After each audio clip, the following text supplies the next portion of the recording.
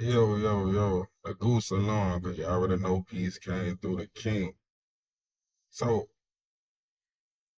if we're going on, thinking about success, man, you gotta first start with this understanding right here.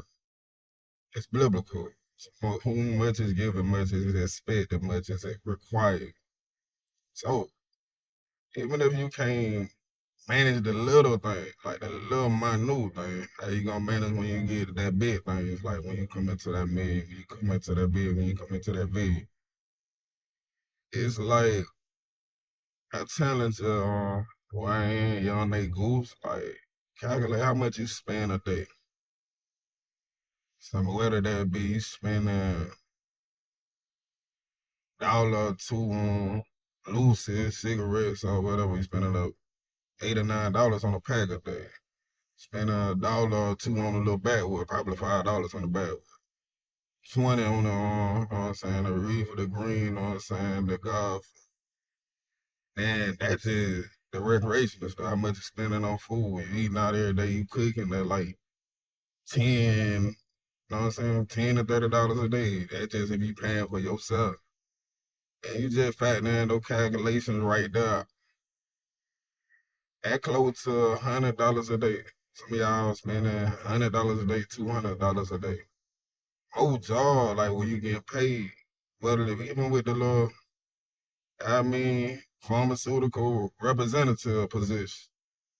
Most you making a day probably, I ain't gonna say I'm talking about the up and coming people. I ain't talking about the people that got skin in the game, been out here grinding, grinding. You only clearing probably about 100 to 200 a day. They just on a level that you entry level, like you just coming into the game. Like you just coming into your job, coming into your position. Old jobs in themselves, like entry level, you wanna making like $60 a day.